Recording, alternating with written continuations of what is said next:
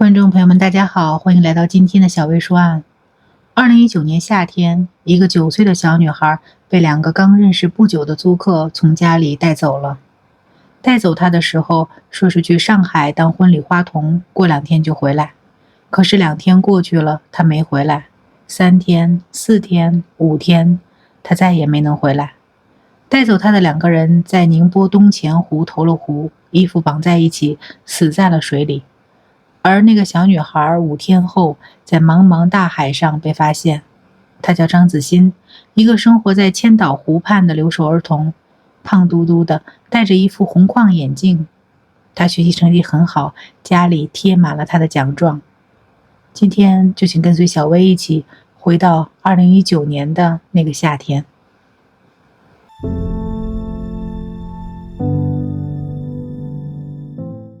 2019年6月中旬，浙江省淳安县千岛湖镇清溪村，这是一个风景如画的小山村，张子欣就生活在这里。他的父亲张军在天津打工，母亲在他4岁多的时候就离开了，之后再也没有见过他。9岁的张子欣和爷爷奶奶住在一起，是个典型的留守儿童。爷爷奶奶在路边卖水果，张子欣放了暑假，经常在水果摊边玩耍。就在这时，2个操着广东口音的外地人出现了。男的叫梁某华，43岁，女的叫谢某芳，45岁。2人都来自广东化州，对外自称夫妻，实际上并没有办理结婚登记。他们先是住进村子附近的一家快捷酒店，经常到张子欣爷爷奶奶的水果摊来买水果，有时也会聊上几句。张子欣是个开朗的孩子，有点自来熟，谁对他好他就黏着谁。他邀请2人到家中玩，3个人窝在沙发上一起玩手机。没过多久，2人提出想租住张家的房子。张家是一栋3层的小楼，房间空着也是空着，爷爷奶奶同意了，每月租金500元，2人当场就付了房租。在爷爷奶奶看来，这2个租客挺大方的，他们花150元买村里的土鸡，还邀请张家人一起吃。他们对张子欣也很好，带他去镇上的景点超市玩了几次，每次都安全把孩子带回来。就是这样一个大方亲切的形象，让2位老人彻底放松了警惕。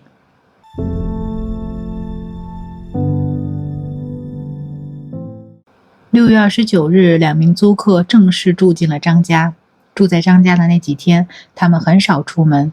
7月2日晚上，他们向张子欣的爷爷奶奶提出，想带张子欣去上海参加朋友的婚礼当花童。他们承诺7月6日就把孩子送回来。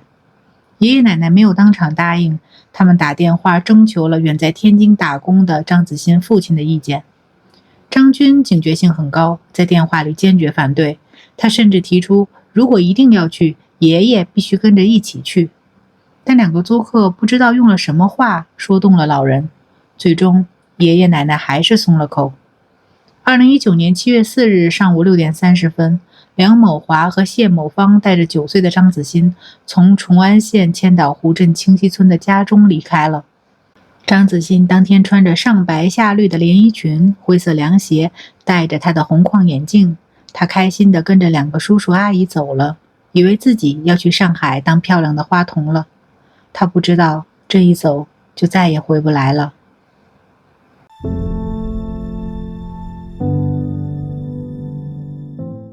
张子欣被带走后，张军一直通过电话和微信与梁某华保持联系。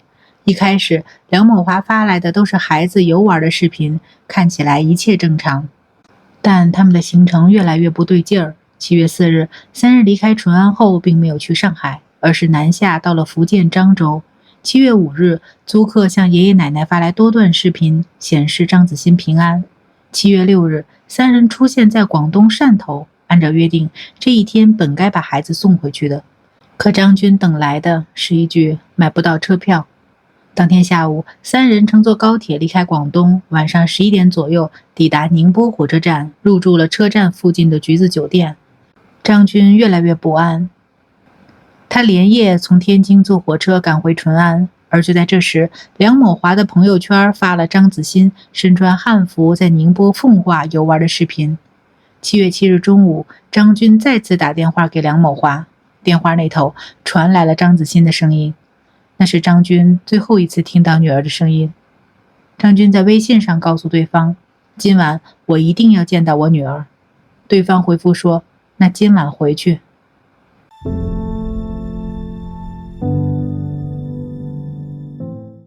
2019年7月7日，这是整个案件最关键的节点。当天下午17时23分，监控拍到3人在宁波市象山县松兰山旅游度假区黄金海岸大酒店门口出现。18时许，租客发信息说充电器坏了，手机快没电了，称晚上9、10点才能回到千岛湖。之后，两人手机彻底关机失联。19时18分许，监控再次捕捉到3人的身影，他们出现在松兰山景区往觉西街道的路上。这是张子欣最后一次出现在监控画面中。监控显示，张子欣走在最前面，梁某华和谢某芳紧紧跟在后面。但接下来发生的事情让所有人都无法理解。22时20分许，监控显示度假区出口有一男一女离开，只有梁某华和谢某芳2个人，张子欣不见了。在这消失的3个小时里，张子欣去了哪里？发生了什么？警方调查发现，当晚有目击者在距观日亭约100米处看到一个男子背着一个女孩往度假区北出口行走。警方推断，当时张子欣已相当疲倦，可能处于睡眠状态。也就是说，张子欣大概率是在睡着的时候被梁某华背着带到了那个他再也无法走出来的地方。23时01分许，梁某华和谢某芳在觉西街道东门十字路口打了一辆出租车离开。7月8日凌晨0时许，两人出现在宁波东钱湖附近。凌晨2时01分，监控记录下了两人生命中最后的画面，他们携手跳入了东钱湖。两人的尸体被打捞上来时，衣服是绑在一起的。法医检验发现，两人自杀前都喝了酒，尸表没有抓痕等损伤。他们就这样走了，但张子欣在哪里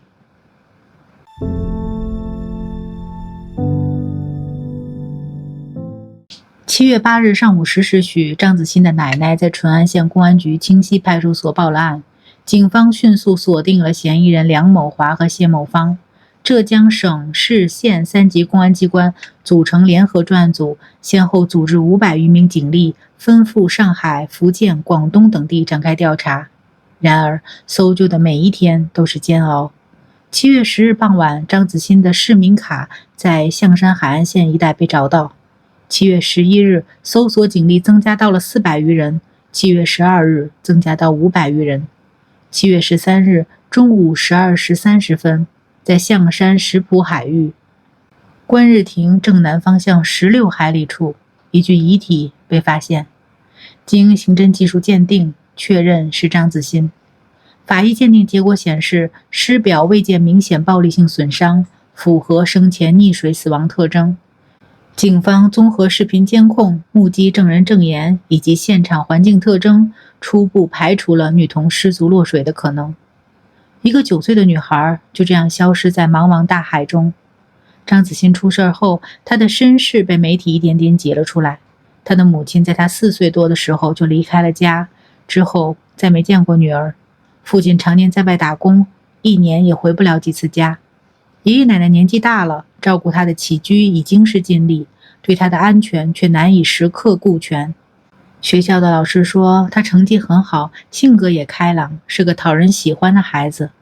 她喜欢画画，喜欢唱歌，家里贴满了她的奖状。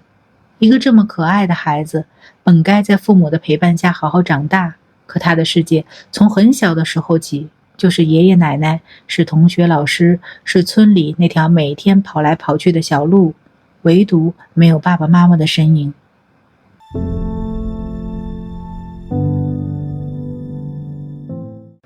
案件发生后，网络上充斥着各种传言，有人说2个租客是邪教组织成员，有人说这是一起拐卖儿童案。2019年7月14日，浙江省公安厅发布了详细的警情通报。第一个问题，2个租客到底是什么人？梁某华43岁，广东化州人，已婚，育有一子一女。2004年因养殖亏损、负债等原因离家出走，多年未归。信某芳45岁，广东化州人，未婚。2005年经人介绍与梁某华共同生活，未办理婚姻登记，两人名下无房产、无车辆、无股票股权。近2年来多次以欺骗手段向亲友骗取钱财，用于旅游及日常生活。他们自2018年底开始，先后到过全国48个城市旅游。自杀前，两人银行卡余额加现金仅剩31.7元。第二个问题，他们是不是邪教组织的？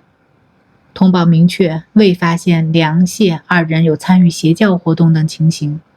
第三个问题，是拐卖儿童吗？通报指出，两人在骗出张子欣时使用真实姓名，与拐卖儿童犯罪特征不符。两人带走张子欣后，与外界联络简单，未发现有联系上下家的情况，基本排除拐骗拐卖。第四个问题，他们为什么要带走张子欣？专案组负责人透露，梁谢二人离世想法已久，他们认识张子欣后，多次表露出喜欢她、想认她做干女儿的想法。种种迹象反映出两人有携张子欣一起自杀的动机。他们长期负债，有明显的厌世倾向，在决定结束自己生命的同时，他们选择带走了这个无辜的女孩。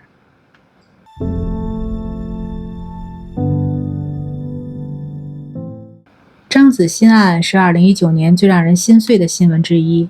一个9岁的女孩，因为2个陌生人的热情，因为爷爷奶奶的善良和信任，因为父母的缺位和家庭的破碎，就这样永远消失在了大海里。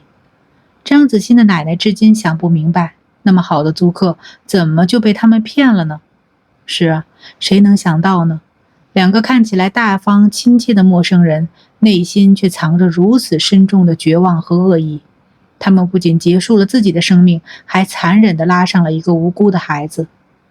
张子欣的悲剧也是一个关于留守儿童的悲剧。他的父亲常年在外打工，母亲在他很小的时候就离开了，他跟着爷爷奶奶长大，缺少父母的陪伴和保护。